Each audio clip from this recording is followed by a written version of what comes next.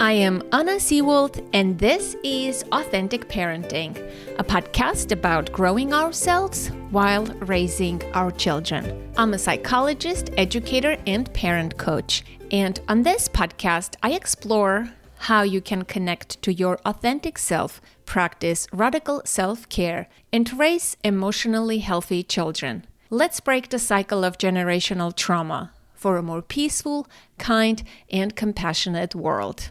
To celebrate 10 years of authentic parenting, we have refreshed the format. Guests now introduce themselves. We start with rapid-fire questions, and we close with one big question for every guest. What's the hardest part about parenting? Same show, same conversations you love, just a bit of sparkle and energy. Today, reactivity, fatherhood, and the balancing act of ambition and presence.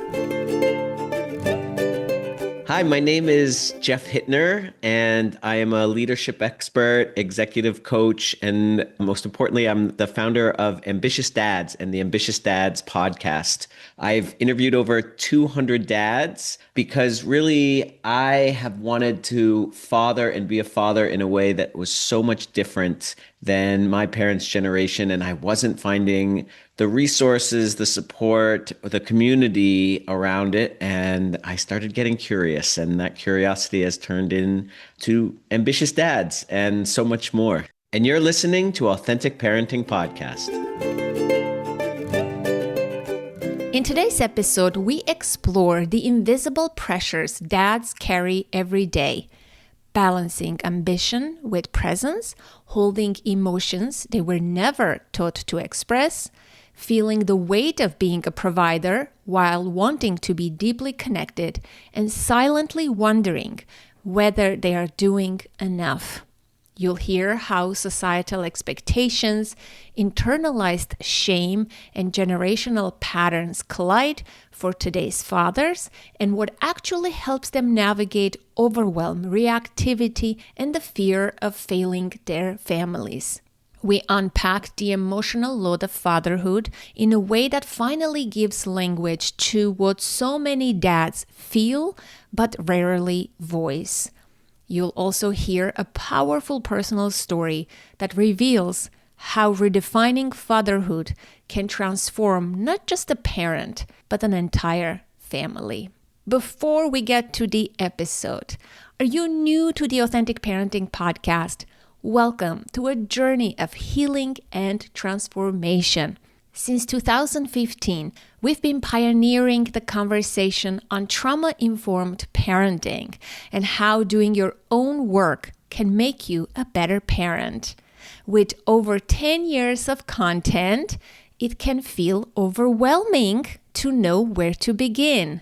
That's why I've created a special playlist just for you. A collection of 10 hand-picked episodes designed to help you get started.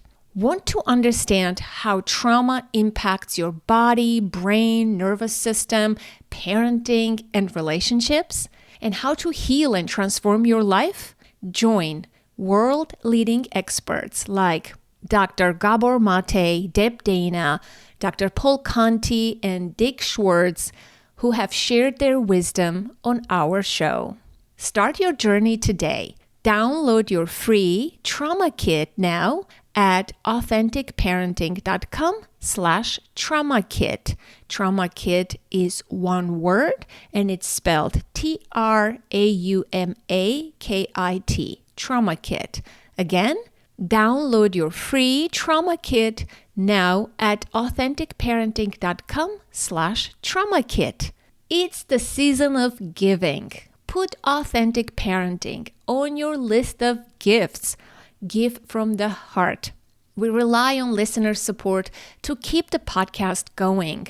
To make a one-time or monthly donation, visit authenticparenting.com/support. Thank you for your kindness and generosity. Please enjoy, and thank you for listening. Do moms struggle with the same issues as dads? Absolutely not. There's overlapping issues for sure, but the language is different. The fears are different. What keeps us up at night are definitely different. Okay, give us short answers and we'll open them up in the conversation. Do dads hide their parenting struggles more than moms? I believe so, yes. Is it harder for dads to admit when parenting feels overwhelming? Yes. Can you be ambitious at work and deeply connected at home? Absolutely. Do dads need different support than moms when it comes to balance? Not necessarily. Should dads parent differently than moms? Wow. Ask me it One word again. answer. I know it's tough. Wow, one word answer. Okay, can I say I don't know? Yes, you can. Yes, you can. Good. Okay. Do kids actually care which parent supports them emotionally, as long as someone does? Of course they care. Should dads be just as responsible for handling big kid emotions? Absolutely. And the last two questions. Can dads break generational patterns without examining their own childhood? Absolutely not. And the last one, do dads cling to productivity because presence feels harder? Maybe. Maybe. Okay. Oof, we're done with that. So to Oh, the wow. side. I can imagine how this shows up at the beginning of your podcast, and I like it. I like this opening. It's very cool. I am shaking things up. As I said, the 10th year anniversary, we want to do some things differently. So, what question is still lingering in your mind, or which one do you want to unpack? What was the one I hesitated on? There were so many there. Which one did you hesitate? The one you hesitated. Oh, it was this one. Should dads parent differently than moms? Ah, yes. I mean, this is quite a loaded question. Should dads parent differently than moms? I think should is the word that is difficult for me. I think generally we do parent differently than moms, but some of that difference comes from cultural norms, from like our own family norms, right? From the stereotypes around masculinity. So the should is a really like is the loaded word for me. I think at the end of the day, each parent has their own strengths and should parent to those strengths and should collaborate when they parent together. But saying that they should definitely do it differently and have a different style, I don't think is necessary. Okay, good answer. I like that. So, I want to take a bit of a serious turn now. And I know your story, and I know you entered into fatherhood already feeling like you failed at it. So, I want to ask you if you're willing to open up a little bit about that. Yeah, thank you for asking in that way too. Sometimes I'm on a podcast and they just blurt it out. So I always wanted to be a dad. I mean, I remember in high school when I would have a crush on a girl, I'd be thinking, oh, like, would I have like amazing kids with this person? And apparently, now in my 40s, I discovered that that's not typically how a lot of men would be thinking as teenage boys. So I always envisioned it for myself. And about 11, maybe 12 years ago at this point, after a long, painful process, I found out I couldn't become a biological dad. And as you would imagine, that was a pretty traumatic experience for my wife and I. And I realized that if I was going to be a dad, I would need to transform completely my mindset about what fatherhood meant. And for my whole life, fatherhood meant biology, fatherhood meant blood. And so I went on, a journey to kind of redefine fatherhood for myself and obviously within my family. And as you can see, I mean, now over a decade later, I have two amazing boys. They are 8 and 5, and they are the lights of my life. So I was able to do that. And in going through that process, it also ignited the work that I do because I'm, as a leadership expert and executive coach, I focus on transformation because I believe that if I can transform my mindset about something as foundational as fatherhood, then we can transform our mindset about absolutely anything.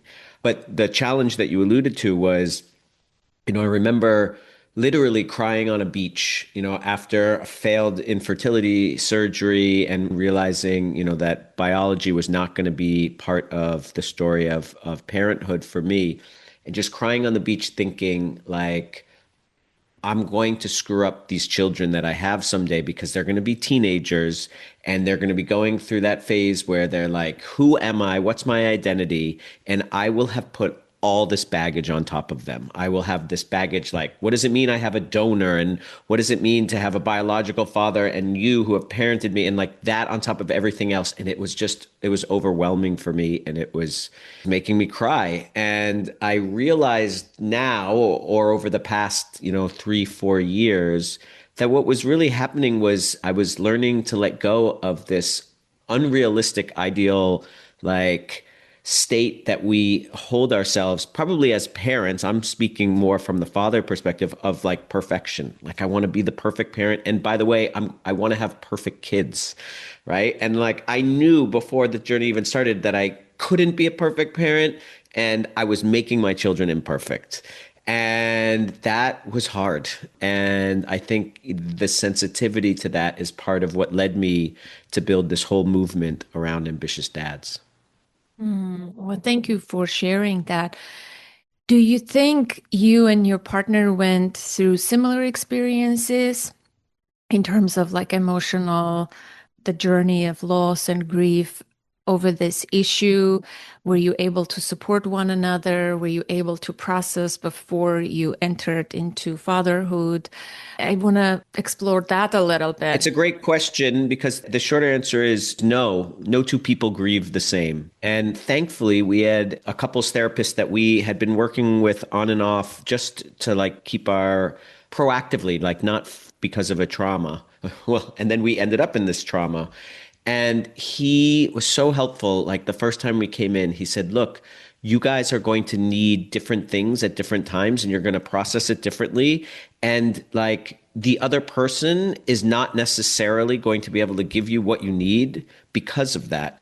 And that helped us so much because at that moment, my wife was actually like, her next step was, how do I still start my family? Right? Like that's where she wanted to go. And my next step was, oh my God, I'm grieving. Like I'm not going to have a biological family. And so we were in very different places. And so to be given the permission to grieve separately, but still be able to support one another was huge. And for a long time, that's sort of how it worked. And then at some point, I probably maybe it was only 6 months after like we kind of officially knew that we couldn't have a biological family, we went on a 2 week trip to Greece where we spent the time like mourning together, but also thinking about how we were going to move forward. And not coincidentally, I used that time to like write a letter to the biological children that I wouldn't have. And then I burned it like at a very sacred, ancient, not sacred to me, but like an ancient Greek like location. And it was all part of the grieving process. And there were parts where we shared that process together and parts where we were separate. And I think it worked out. Yeah, I feel like when you're using the word blood, biological, right? Like that sense of ownership, dominance, this means a lot to men, particularly, I feel like. And I want to know, like, what did you have to let go? The shame, probably there's shame around this. Give me a little bit of more insight into your own processing of this information as a male living in this society, because there is that male pride, right? Like there is a lot at stake here. Personally, I didn't feel less masculine, if that's part of what you're asking. I'm not. I no, I don't know how it felt for you. I want to know like what you went through. Yeah, I mean, I'll tell you one really interesting piece, which I found very telling as I was going on my journey to understand, like, to become better with my own emotions, which was also part of the story. I remember when the fertility doctor told us the news, right? And what was so amazing is the moment he said, like, you guys aren't going to be able to have biological children, my wife broke into tears. But the first thing I did was asked him five more questions. And I noticed that. And to this day, I remember, like, wow, look at how interesting, how differently we process and where the processing started.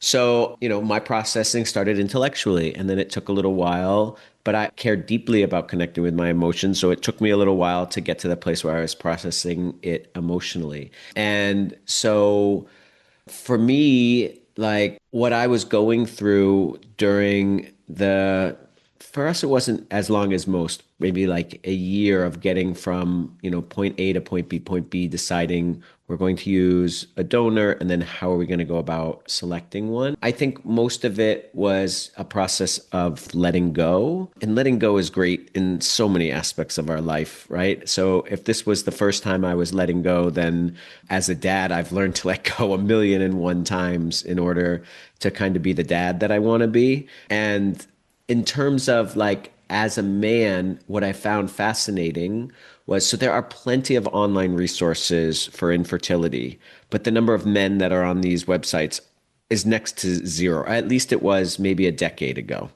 And I actively had to go on to like these websites, post something as a husband, as a dad, and say, do any of you have partners that have something similar? Right. So like there was just, I couldn't find people. And I remember having two or three at the time, like Skype video calls, like one with a man in London that had a similar situation, another one actually in New Jersey. And like just knowing that what was best was to connect with people like this. But I had to do so much work to make that happen. It wasn't there for me the way it is and was for women. And thankfully, to be honest, in the UK, there's a fantastic nonprofit that's focused on like donors and the whole process. And they even have a class. And I flew to London and I took the class. But none of that exists in the US. So it was quite a personal process that I had to be proactive about, which is the disappointing part for me. It sounds like before you even entered into fatherhood, you already learned some important lessons many learn or discover in fatherhood, right? Like getting in touch with your own emotions, doing your own work or trauma work, grief work. This is like very interesting. Most of us discover when we enter into parenthood. For you, it sort of was like step zero before you entered. A So hundred percent. do you think that was helpful, do you think, in some ways, or it's the same? Like, how is that? What's your take on that? Helpful in terms of what? In terms of parenting, do you feel like your eyes were open and you were more aware before you became a parent, or like talking to other dads compared to their experiences, or there is no difference, I maybe? think I was more motivated as a result. I think knowing that the only sort of imprint that I was going to make on my children was from being there, it made me that much more focused on wanting to be a great dad, like in terms of being in front of them. And, I may have started to learn about my emotions beforehand, but I had plenty of triggers that came up early with my boys, and not the least of which was just like my tone of voice and my lack of patience, and that my youngest who would have 20 or 30-minute temper tantrums that I couldn't last more than 30 seconds or a minute from. Now he doesn't have them, but I got to a place where I could do them beautifully, but that was such a journey. Did it help going through the journey, the infertility journey beforehand? I don't think it helped from the standpoint of gave me those skills, but it definitely helped from the standpoint of going, I am open to learning and growing, and it is going to continue because this is so damn important to me. Okay. Did you tell the kids about all of this, how they came into the world? 100%. 100%. All best practice around donors are the following. One, that you have no unknown donors, meaning generally speaking, on their 18th birthday, they find out who the donor is and they can exchange their card. The other is that you start talking to them about like how they were conceived or that there was a donor that helped from as early as they can understand that concept. And there are books for kids as young as 2 or 3. And so I did that. The whole idea is to normalize it. So it's not a trauma. I think so much of like a whole generation before was you keep this stuff under the rug. And then all of a sudden now with 23andMe and all these other things, it's like, oh my God, you're not my real dad. Like, what does that mean? I don't have that situation and we never will. And again, unfortunately, in the US, it's a bit of the Wild West around donor conception. And I found the only organization that was a nonprofit that followed ethical guidelines set up in Europe around donor and donor conception. And that was really important to me and my wife. But just this summer, we were having ice cream by the beach. And I don't remember how it comes up, but whenever the word donor comes up, I try to lean into it. And I think my son asked, like, would they ever be able to meet the donor? And I said, absolutely. When it's the law. When you're 18, you're gonna get to connect with the donor. And he goes, why is it the law? And I was like, I was like stumbling on it. And he goes, well, maybe it's because they think like people don't have a loving dad and they just want to make sure. It just made me cry. And he put his arm on me. It was awesome. Like he got it because he then goes, you don't have to worry about that. And it was as if he like really understood. And then my 5-year-old who was sitting there like watching me cry, and I don't think he understood it nearly as well. So it's just like, why is daddy crying? It was a nice experience. Yeah. Wow, thank you. And thank you for sharing that. Well, let's take a minute to regroup. You talk about the 6 gaps for men. Are you ready to dive into that or Yeah. yeah, Yeah. Happy yeah. to. Okay. So I did, I've interviewed 200 ambitious dads. So these are dads that, Can I just say something? I love how your podcast is ambitious, Dad. You're using this word ambitious. And I also heard the word, one of the gaps is the legacy gap. And I was thinking, I'm like, wow, this is so interesting. This is a male thing. No mom podcast is about legacy or ambition. You know what I mean? So I also want to here, that's why I put that question, do moms should parent differently or dads, do we parent differently? Because it seems like there are some differences, whether it's should or we are, however you want to phrase the question. I rarely hear mom speak about the word legacy or even ambitious moms podcast. So I want to ask you maybe that first, right? Like, what's your take on that? Why is that men care about this more than moms? Is it, I don't know, do we care about different things? you know, Is that why? I don't want to stereotype too much when it's not like from my data, but I will say that language is important to connect with anyone that we work with. And for the dads, the common language that I found was much more around like business and legacy, right? And so one of the reasons I started the whole Ambitious Dads movement was I noticed in my executive coaching, and I coach CEOs that are men and women, but the men, when I would ask them about their vision for their careers and their companies, they would have no problem talking, indefinitely about like where they were taking their organization. And then when I would ask the same question about their families and their kids, they didn't know what to say. And I got really curious about that. And I noticed that using the language of like of work of like, if you have a vision, a mission and values for work, like why don't you have that for your family? It became very tangible to a dad in a way that, I mean, it could be tangible to a mom, but it was just speaking a language that seemed to be more useful for them. And so that kind of the reason on that. And then what I, also found interesting is I think some of the stuff that keeps dads up at night is distinct. And that's why like legacy is one of them, right? But the main thing that, when we talk about these 6 dad gaps, the things that challenge for dad is probably the same as it is for working moms, which is like balance. How on earth do I balance my work, my family, my relationships, my own like mental health, like everything else that's going on. And the dads in particular, those are the ones that I've researched, they struggle with it just as moms do. But the challenge is they haven't built community around talking about these things. And that's one of the other gaps, right? It's like we don't have this dad community to do that. And then a third gap that's connected to it is our lack of self-confidence. So we are identifying as fathers more than any generation before. Like, this is my primary identity, right? Like 91, 92% of working dads say, like, fatherhood is my primary identity.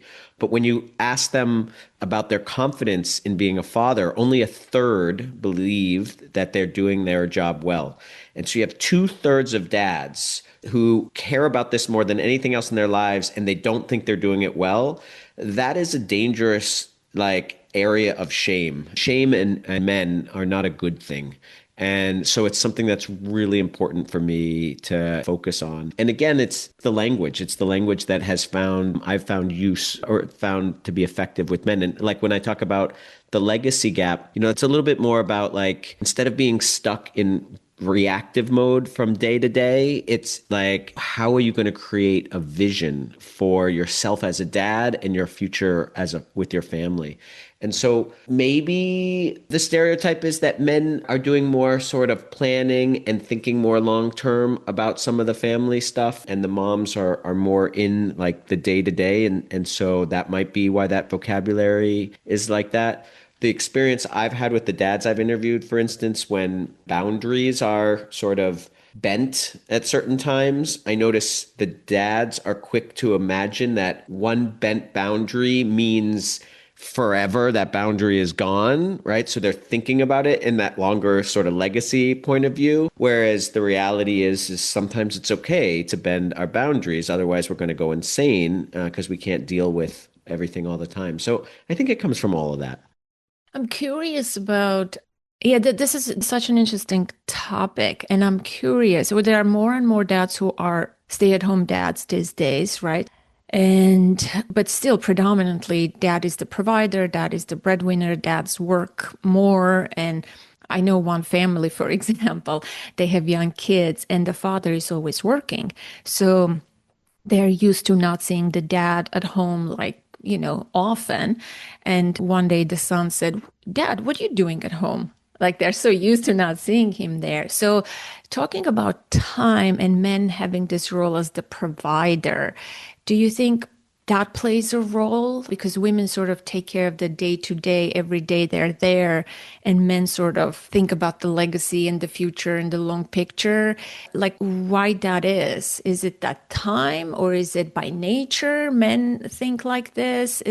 Do stay-at-home dads think the same way about legacy? Like, I'm really interested in this. I think it's by tradition. I think, written a lot recently about like redefining the word provider, because for a lot of the dads that I interview now, provider doesn't mean just finance, right? Provider means like I'm providing emotionally for my family, right? That providing like helping expose my children to different ways to see the world, different ways to grow in the world, all the wonderful things. I think that, again, when we're just going on stereotypes in a work setting, we are taught a lot, especially as we're leaders, we're taught a lot to think about how we develop someone into, the next generation of managers for your company, or how we teach them to grow into new roles.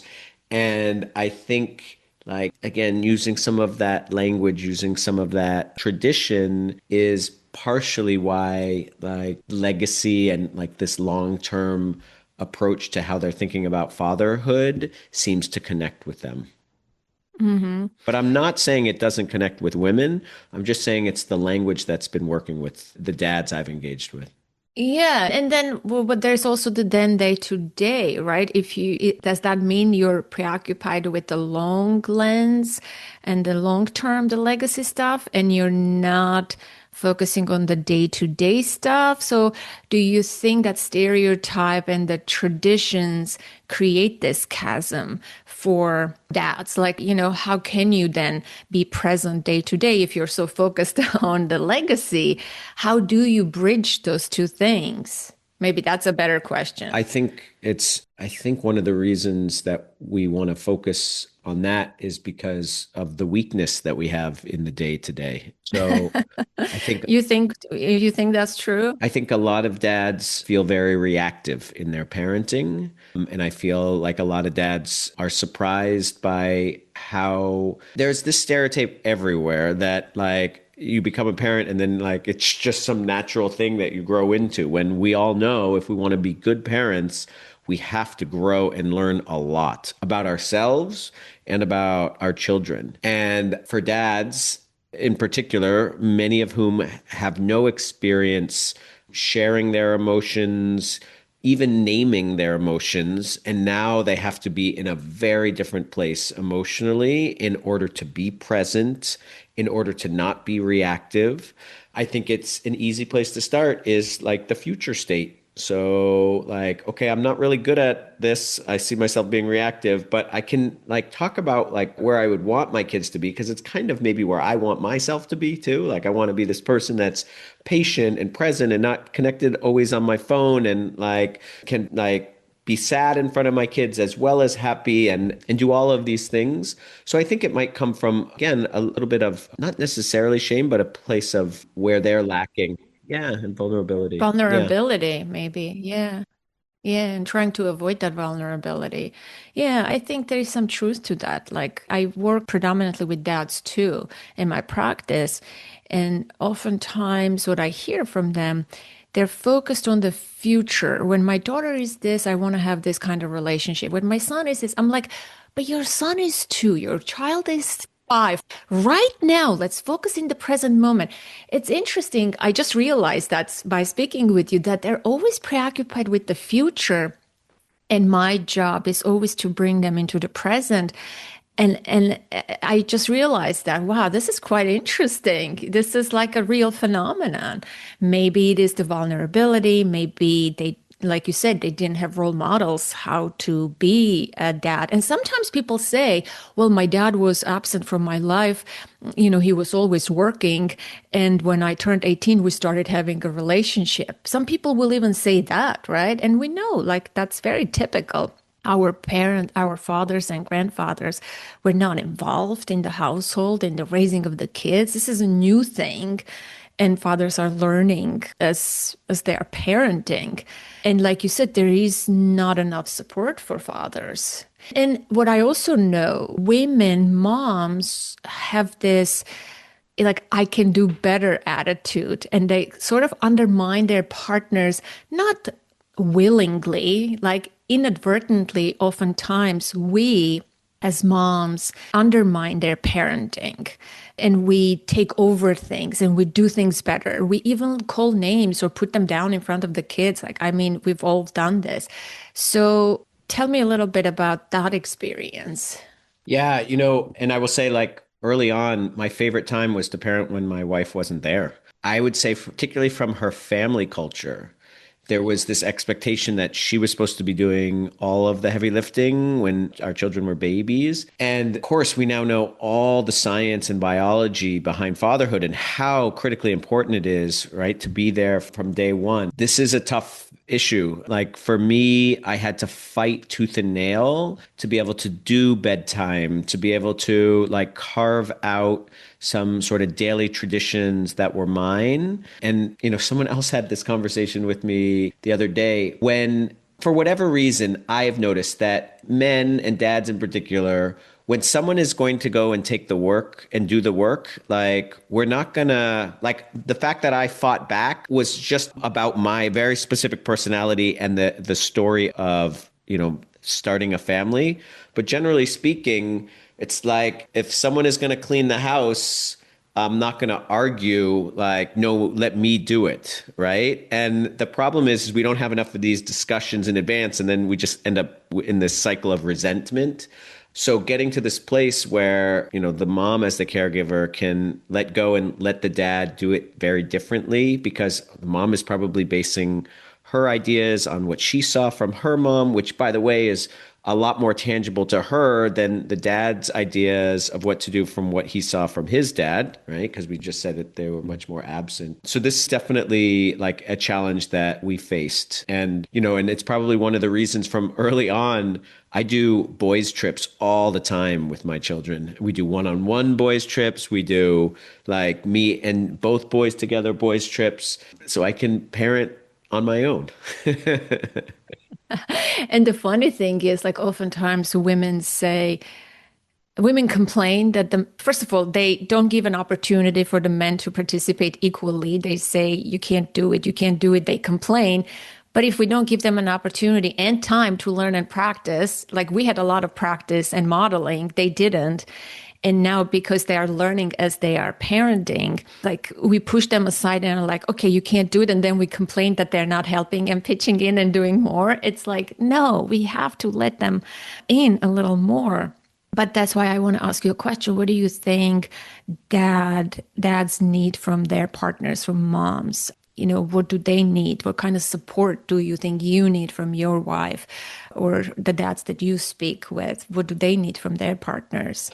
Besides giving that freedom, that space and time to practice. I mean, I think that's a big one. I think, but they also need conversations. There's so many co-parenting conversations that you can have before the issues show up, which are just like the expectations, or like maybe this is a back to legacy. Like, I want to put my children to bed every night. Oh, okay, you do too? Well, let's figure out how we're going to manage that, not just like have you own it since you're the mom and that's your expectation. Or even more challenging, right? Like, I want to have a lot more time with my kids, even during that period when you're breastfeeding. How can we make that work? Right? Some interesting things that happened in our relationship, really funny. So I grew up on like the typical ridiculously high processed foods where it was just like lots of sweets. I ate Frosted Flakes, like maybe 4 bowls of it a day, like just really bad, unhealthy foods. My wife, on the other hand, had these hippy dippy parents. There was like no sugar in the house. And so fast forward to having our children, and I am so focused on like having them grow up learning and enjoying eating healthy food. And my wife, what does she want to do? She wants to give them treats all the time, right? And both reasons are sound, but we're coming from different places. And so it's like understanding some of that about our partner, about like what their expectations were or what their highlights were or their low points were in growing up, and what they do and don't want to sort of reenact in their children's lives are such important conversations to have. And I didn't discover any of this until I started doing the research and going through these interviews. But man, they would have helped so, so much because we did butt heads a lot. I remember constantly wanting to specifically with our oldest, wanting to put the oldest to bed. And he would always cry when I would be first putting him to bed. And she would run in and take him from me. And I was like, that's not fair. Like, of course he's going to cry. You've been doing it this whole time. Like, please let me just do it. And that was a long, difficult process. And I can't say that like the solution was anything other than wearing each other down. And I think for the second child, we did it differently, but that's because we understood that we both wanted to do this. And so those are the important conversations to have. Yeah. What else do you think dads need? Like sometimes moms can be critical. I'm speaking for myself here, right? All the things that I do. So what else do you think instead of criticism? What kind of support do you prefer? Like, Yeah, I think moms are going to probably cringe at doing this, but like we need a lot of ego boosting in our fatherhood. We have very little self-confidence, right? So when we're doing it well, we would love to be told that we're doing it well. Like it means a lot to us, right? Like, oh, the kids absolutely love it when you do X, Y, and Z. They were talking about it with me today, like that sort of thing. And of course, I would imagine moms want that too. But I will tell you, when you look at the data around our lack of confidence as fathers, that goes a long way in building it and feeling like we're starting to do the right things. And it would be huge to hear more of it.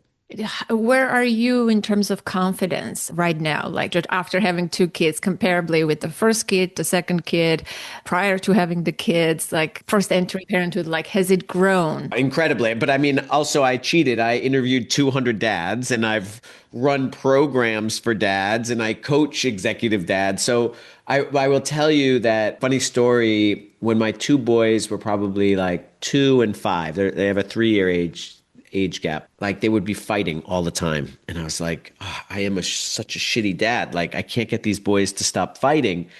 And I was doing these interviews, and several of the interviews, it came up that the fathers I was interviewing, they were either one of several brothers or they had two kids as well. And I'd be like, hey, do your boys fight a lot? And they're like, oh my God, they fight all the time. And I have like two older brothers and we fought all the time. And then they would say, like, it's totally normal. And like, we love each other to death. And it was like, I just needed to hear that. And the only way I found to actually hear that was to interview dads. Like that's how much of a gap there is around these fatherhood conversations.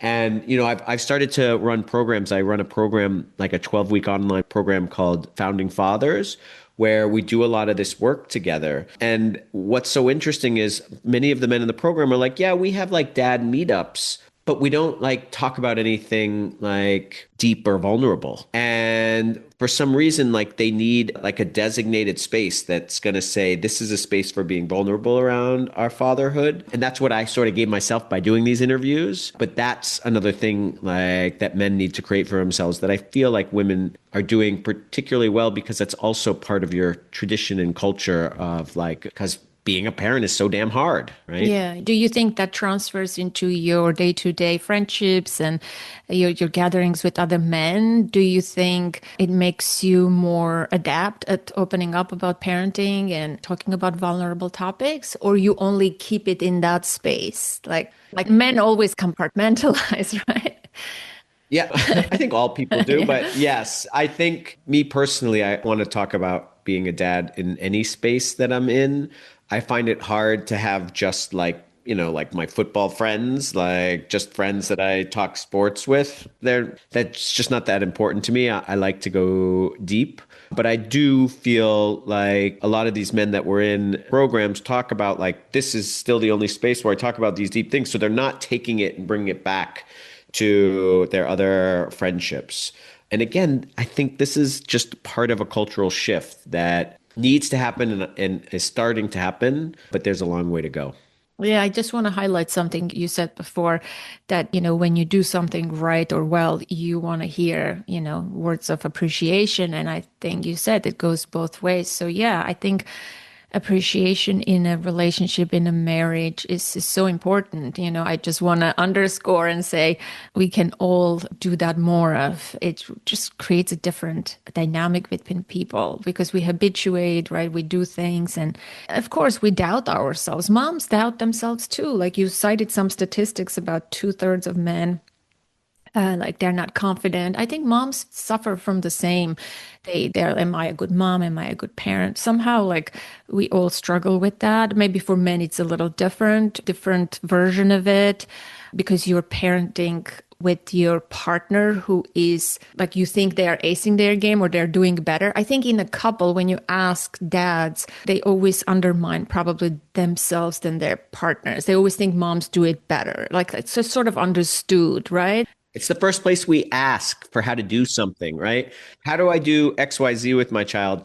And even if the mom doesn't know because it's a new situation, they expect the mom to find out, Yeah, yeah. right? And so like I think that's a piece where if you don't have any frames of reference and the dads have so few frames of reference, it means that like when they screw up, and we all screw up, I think the statistic is we get it right like 30% of the time when we're dealing with these situations.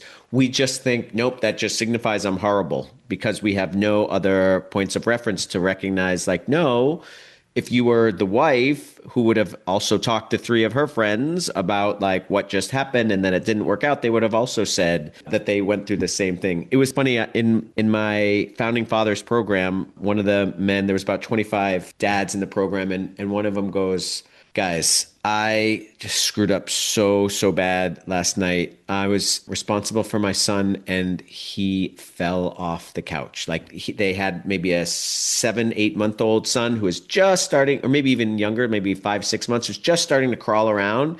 And of course, he went to do something and he fell off the couch. And I go, all right. Hold on a second. Before you like absolutely just shame yourself, I want to ask all the other dads here, raise your hand if you have ever dropped your kid. And 2/3 of the hands went up, including mine, right? And he was just like, wow, right? Like it just shifted for him. And that's the type of stuff that dads need more of. Not the dropping the kids, but recognizing that the mistake is a common one, right? Yeah, and develop self-compassion. I mean, we talk about self-compassion a lot on this podcast. It goes for dads too, not to be hard on yourself just because you don't know how to do it or you did it wrong and it shouldn't discourage you to give up just because you made a mistake, quote unquote, right? It should be an invitation to try again and again and again. This is very interesting. I also want to talk about the reactivity. Dads have a lot of reactivity, like you said. Obviously, culture and conditioning has a lot to do with that. What do you think is helpful for dads? Like, where can they start to shift that? What have you seen in your program, or what do you teach perhaps? Like, what's the first step? What's the second step? Men love steps, right? We all love frameworks. So, what's required for changing that reactivity instead of feeling like a failure or a bad dad, or like because you yell, because you're reactive and your voice is louder, right? It's perceived differently by the children. When mom yells, there's like, oh, it's mom yelling. When dad yells, it's a little different. So I would answer it this way. I think there were so many steps behind, right? So I remember again in one of my programs, we were talking about triggers. And I asked, everyone knows what a trigger is, right? And 3/4 of the dads had never heard that word before. And so, like, to stop being reactive requires us first to recognize, like, when we have, outsized emotional response to a situation, that is a trigger. And that means there's something else going on. And that means there's something in you that needs to be examined. And chances are there was something in you that you didn't like kind of have the permission or space to explore when you were a kid. And so this is where I think there's this huge gap between dads and moms because we are learning in real time as dads how to become better with our emotions. And I know all parents are, but dads are starting like, 100 floors below in terms of the starting point. And I mean, I consider myself a pretty emotionally intelligent man, and I still had to work really hard for several years to understand like some of my deepest triggers and how to translate that into being a better dad. And one of the things I really like see consistently, interestingly, I interview dads after they go through my programs to kind of figure out like what they have in common. The large majority have been through therapy. And yeah, and so they're already sensitive to the idea that they can grow and develop and be vulnerable, and it's a good thing. But there's a big gap. Those are the self-selecting men and dads, right? And we need more and more and more to self-select into that. So like therapy is such a great starting point. yeah, that's a very interesting point. What do you think made a difference for you personally? Like I'm hearing like psychoeducation is important piece. And I agree with that. Learning about triggers, names, information, knowledge about child development, brain development, your own psyche. This is important place to start. Besides that, for you, what made a difference, do you think? I think what made the difference was big challenge we had with our youngest kid, right? It was motivation. Like my oldest he would have temper tantrums like any regular kid, but my youngest would have, as I said, like he would hold on to his like tantrum and his negative emotions for 20 or 30 minutes. And I always failed at that. Like, and I could watch my wife handle that with such grace. And I would be like, how do you do that? And I just like, and it wasn't like she was going to give me this answer that was going to work for me. And so in seeing that it was possible to handle something that to me seemed impossible, that drove me to kind of learn more about myself and to make that change. And then to have a partner that was willing to like let me take the no pun intended baby steps. So I would be like, okay, I'd be working on myself and I would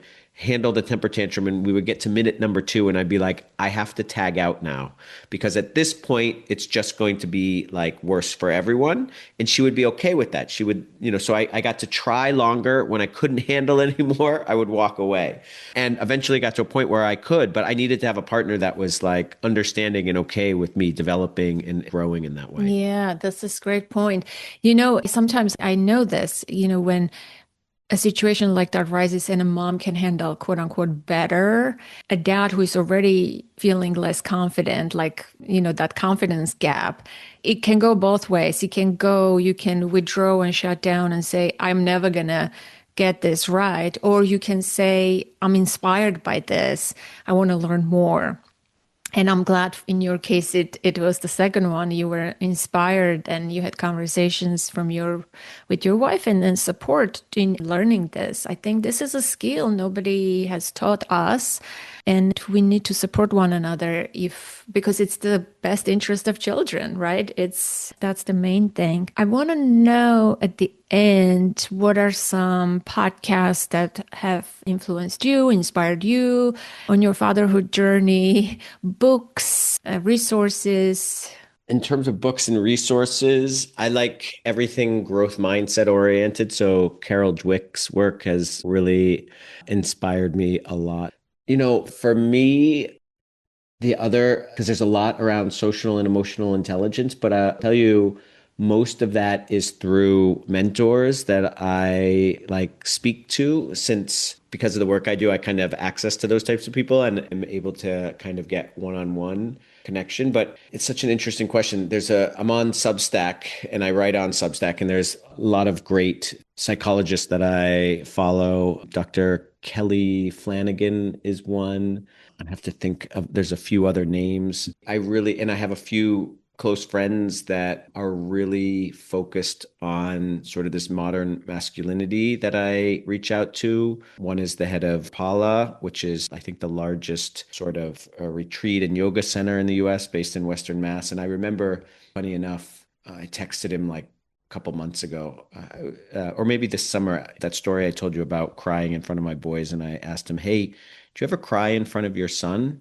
And he wrote back, absolutely. And I go, okay, just want to make sure that it's cool. Oh, wow. I'm like, see, you still doubting yourself, right? Like, Yeah, it's still, well, there's not enough examples out there, right? do you remember your dad crying ever? Just at the death of his parents. In no other case do I remember that. And I would assume that is true for many, many, many Yeah. of the dads that I talk to. Yeah, Yeah. yeah, I know. Well, I'm so happy that you're doing this work. This is so important and valuable. I'm glad I had a chance to speak with you. I'm really passionate about supporting dads myself. I'm an advocate for dads. I work with co-parents, the divorced dads, single dads. I advocate for them. That's a whole nother topic, right? That they also don't get the help and the support and the acknowledgement that they deserve. Yeah, it's difficult. They fight for their rights, literally, to have time with their kids. So, in parting words, is there anything you want to ask me? Do you want to share something that I didn't ask? Do you want to leave my listeners with an interesting question to ponder on? Do you have an invitation for dads in my audience, or perhaps moms and dads? Well, there's this belief that I think most people can agree, but it's not said enough, and it needs some data points behind it. But I strongly believe that the better we are as dads, the more successful we will be at work, the more successful our spouses will be as moms and in their work. And so it's like win, win, win for everyone, right? So like support like this growth and development of fatherhood, not just for that one amazing specific thing of your children, but because it's just going to affect everything in your lives for the positive. And recognize that often what holds that back is not just what's going on with the father, but what's going on within the mom, as we talked about. And when we can start to have that conversation openly, I really think that we're heading towards a future where we have two parents that both have healed from their traumas, and so they don't pass them on to their kids. And that's really where I'm trying to help people head, and I think that's where we're heading. Thank you. I really appreciate your presence, your vulnerability, and it was a joy to connect. And thanks for your stories. I love them. Oh, thank you so much for having me. That concludes today's conversation, my dear listener, and I hope you found this episode helpful and inspiring. Be sure to hit that follow button so you don't miss future episodes, and take a moment to leave a rating and review. It really helps others find the show. I would love to hear your thoughts and takeaways. Join the conversation in the Authentic Parenting Facebook group or visit the contact page at authenticparenting.com/contact to get in touch. Authentic Parenting is an ad-free show, and your donations is what makes this podcast possible. Support the show by visiting authenticparenting.com/support or becoming a patron at patreon.com. Your contributions make it possible for me to continue bringing you weekly episodes. And as always, connect to the present moment, to yourself and your children. Until next week, I am Anna Seewald. Thank you so much for listening.